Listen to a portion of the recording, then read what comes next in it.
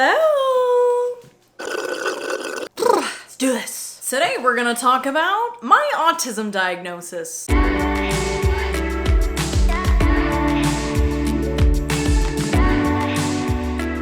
My name's Kira, welcome back to my channel. I don't know what that intro was, but today we're gonna talk about my autism diagnosis. If you don't know, I was diagnosed with autism at age 26, which was about a month ago now. No, 3 weeks ago? I don't know. I made a whole vlog showing what that process was like, and then I also made a separate video talking about what the process was like. And in this video, I'm gonna more so talk about like what was the criteria that I met in order to be diagnosed with autism. So I'm gonna be going off of my report. I'm gonna go with like the official diagnosis criteria, and then in other videos I'll talk about like other autistic traits and like common experiences that I have, but this one's gonna be straight from the report, so it's gonna be extra official. I want you on top of me. Can you just live a little, let your head down? Okay, but in all honesty, who else thinks that Lola Young is like the role model we need in this world right now? Finally, a non-skinny person making amazing music and thriving and doing amazing and just existing in her beautiful curvy body. It's what I need right now. Okay. Let's do it.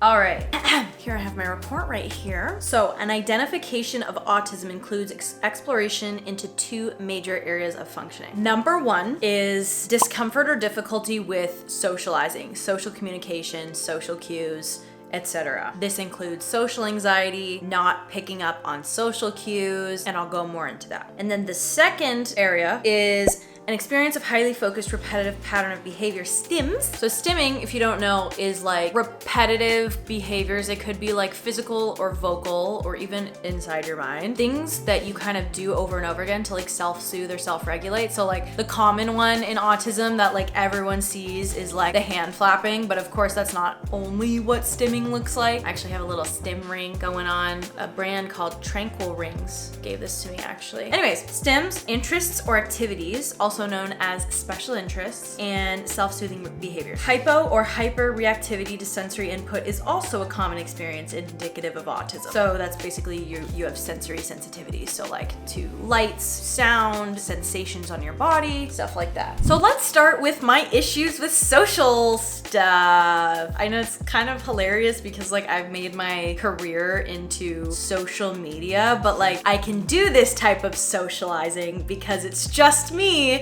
talking to a camera in the room. But when it comes to like an actual person in front of me, that's when I have difficulties, especially if it's in like a group of people and with people I don't know. I'm much better with like people I do feel safe around. I can like be myself around. It says, it literally says, Kira has experienced trouble with initiating friendships, and this has been a long-standing challenge. As a child, Kira demonstrated significant challenges in navigating social relationships and experienced bullying and social exclusion by peers. Basically, my whole life, I've always felt very different from my peers and like really needed to like do everything in my power to like fit in because I felt so different from everybody. This was just such an internal feeling. Like even if people couldn't like tell from the outside that I was different, I felt different, still do. It's very difficult for me to initiate conversations with people. So like if I'm in a social setting, if I'm gonna talk to someone, most likely they need to come up to me and start a conversation because I genuinely have no idea how to start conversations. Like I really don't. If it's about like a special interest, much easier for me. But in general, like small talk is very, very hard for me, and it's hard for a lot of autistic people. I had a lot of trouble with like my past relationships in that I couldn't tell that an ex was like kind of drifting away, or like I felt something but I didn't know what it was until like they broke up with me out of nowhere, and like I was very blindsided, but there was definitely like signs before they broke up with me that I just it didn't register in my brain. So that's an example of like not getting social cues. Also, another example of not getting social cues is like when boys had crushes on me as a kid, I had no idea that they had a crush on me. Like I just thought they wanted to be my friend. So then when they were kind of like wanting to have a relationship, I was like, ew, what are you doing? I thought we were just friends. Like those types of social cues were completely lost on me. It also says here, masking is a huge autistic experience, which is basically kind of putting on a different persona other than your own personality in order to be liked. For example, I'm actually a quite grounded and calm person, but in social situations, I might put on a more like bubbly, energetic persona. And here it says that that is also a common autistic experience. I have a lot of anxiety about social interactions, a lot of anxiety if I know I have like a party coming up or someone's birthday party at a bar coming up. I will most likely have to have a few drinks in me. That's the unfortunate truth of it, is that like I can't tolerate most social interactions unless I have a few drinks in me. But that's also, again, very common autistic experience because it just numbs your anxiety, right? It numbs your social anxiety. So like I could probably talk to people way easier if I have a few drinks in me, you know what I mean? Oh, I overshare and I have anxiety about, did I overshare? Did I say the wrong thing? After social interactions or after conversations, I will like ruminate about the conversation and be like, did I say something weird? When they made that face, was that directed towards me? It says, example, instances when she joked about her traumatic childhood experiences with friends. I tend to do this thing when I don't know what to say, is like I blurt out like a really traumatic like childhood experience, especially with people I don't know. And then later I'm like, oh shit. But then if people like come back with another joke, or if like they can relate to my trauma, then I'm like, like you see me, I see you, like we can talk about this. Apparently this is an autistic trait, which I feel like it shouldn't this be like for everybody, but I prefer direct communication. I am very blunt, I am very honest. That's the type of communication that I prefer, not beating around the bush, which is that the neurotypical way? Like I have no idea. Yes, if I unmask in situations, sometimes people perceive me as being really blunt, angry, or sarcastic, when in reality, like I'm just speaking in my normal voice, but people tend to misinterpret the meaning behind what I say because of like the tone that I say it in. But in reality, that's just me being my autistic self. I have trouble with eye contact. That's a huge thing too, is like, especially if I'm talking, it's easier for me to get my words out if I'm kind of like looking off into space instead of like looking directly into someone's eyes. I can easier look at someone's eyes when they're talking, but not so much when I'm talking. It's not that I can't do eye contact, it's that it's very difficult for me, and that like it's hard for me to also speak and talk to someone like this. Obviously this is a camera, so like I can speak into a camera and like not get anxious because it's not a pair of eyeballs, it's just a camera. But when it's a pair of eyeballs, that's when I have difficulty. Oh yes, when I was younger as well, I had like way too mature speech for my age. I was excluded from like social things with peers because of how kind of like different I was, and like I just didn't get along with most kids my age. Like I actually got along better with like adults. That's the social communication and interaction category. Next is behaviors, interests, and activities. Kira expressed and exhibits long-standing challenges with change, which can elicit strong emotions in her. Example, frequent crying spells after moving between parents' houses, nightmares during transition to high school, depressive symptoms after retiring to school after working on set. Traveling is very difficult for me. This is the part about kind of like routines. Like routines are usually very important for autistic people. We need our routine. Change is very difficult. Especially, I was literally thinking about this today, is like when my body changes, it's been very dysregulating and uncomfortable for me, as my body's kind of changed from being like an adolescent to like a full grown adult female body. That's been really difficult for me. It's difficult for me to like make spontaneous plans with friends. I need to know like in advance. Like I like scheduling things in advance. I like my little schedule. Some of my friends are like, they like spontaneous plans, but that is very difficult for me, and usually I don't like end up agreeing to those plans if it's like very like, hey, you wanna go to the coffee shop like right now? I'll be like, wait, like I need to prepare, like this is too late notice. Blah blah blah. Kira prefers instructions and plans that are clear and structured. A lot of autistic people have a strong sense of justice, meaning like you're really passionate about your own morals, and like if you feel something to be unjust, like you will do everything in your power to like fix it or make it just, so that like it makes sense why I make, you know, the content I make. Like I'm very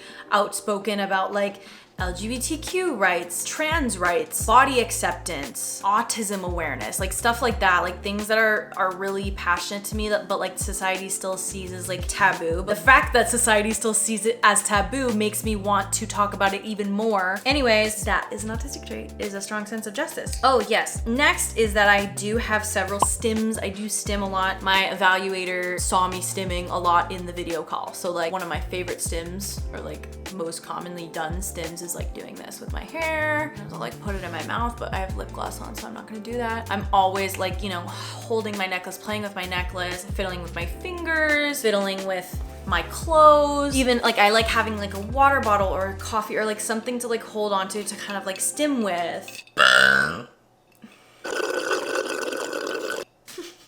When I'm standing and I'm talking to someone in a group, I'm usually swaying side to side. I play the same song or the same playlist over and over and over and over and over again. That's a stim. Or singing it or humming it kind of thing. Also, I have spins, which are special interests. I have been performing my whole life since I was literally out of the womb, dancing, acting, singing, putting on shows, making movies. Like I'm still doing those things, but I've been doing those since I was a kid, and I've always been called very like gifted and very talented in the arts. The one thing that was really a tip off in my assessment was I mentioned that I've been obsessed with Harry Potter my whole life, and like I used to have like Harry Potter fan club with my best friend in like elementary school. I've read all the book series twice, 3 times maybe, watched all the movies multiple times, have a collection, whittled my own wand out of a tree branch.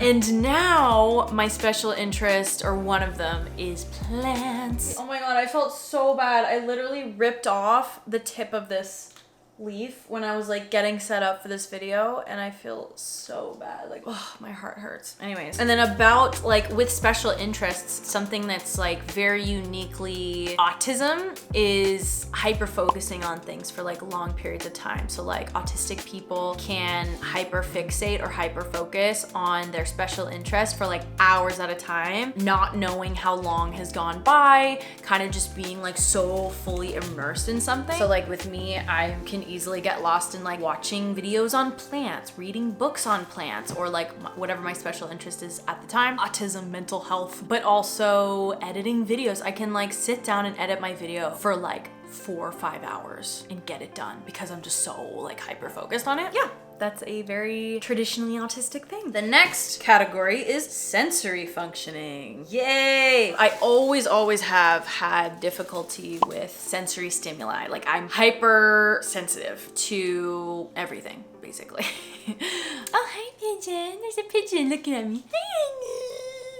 He's like on the telephone pole. He's looking right in the window at me. Hi! Anyways, sensory issues. So one of the things that actually made me realize that I'm autistic was living in downtown Toronto. Toronto is the biggest city in Canada. To give you an idea, there's about 3 million people in one city, and I was living right downtown. It was absolutely excruciating. Like the noise, the crowds of people, the bright lights at night. I've always been unable to be in crowded spaces, and if I am in crowded spaces, I will most likely have a meltdown. I actually had a meltdown one time at Toronto Pride, which sucked because I love Pride, obviously, and like wanted to be there, but like my little autistic ass could not handle that. Luckily, Lauren and my sister called a Uber and got us home. It sucked because I was like with my whole group of friends, and all of a sudden I started like panicking and like running away and like crouching beside a wall, like yeah, that was not fun. Anyways, blah blah blah blah blah blah blah blah blah. Yeah, so I'm very hypersensitive to noise, sounds, certain clothing I cannot wear. Like I cannot wear tight clothes anymore. I used to be able to because I was just like dissociating, but I can't wear anything like uncomfortable. Like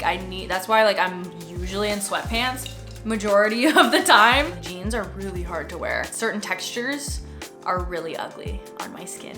No. I cannot tolerate mushy foods. I'm pretty like adventurous when it comes to like tasting foods, but like oatmeal cannot do. Pudding, I have trouble identifying like hunger and thirst cues. I'm getting better at it. I'm training myself to notice it. It's also been good to like have myself on a schedule, like breakfast, lunch, dinner. Like make sure you have those 3 meals. Like I've been really having to like practice having those 3 meals. Sometimes like I don't know how bad I have to pee until it's like the last possible second, and I'm like peeing in a cup in the car. Okay, no, but actually I did that on my birthday. But I was like, Lauren, like my bladder's gonna explode. Like I need to pee right now. And I just like, it just hit me all at once. I had to pee in Lauren's water bottle cup thing. I bought them a new one, but it was really embarrassing. This is interoception, so like my brain and body like feel a little disconnected, like the cues aren't always like adding up sort of thing. I feel like that also I've recently realized ties into like my health anxiety, because sometimes I feel sensations and don't know what it is and automatically panic. Let's say it's literally just like, like my stomach hurts so bad, oh my god, like am I getting sick, like am I like, do I need to go to the hospital right now? Next thing you know, I just had to poop. That's an example. Like when I was young, I used to always complain about stomach aches, and then like I would just poop, and then my parents were like, okay, great, she's fine.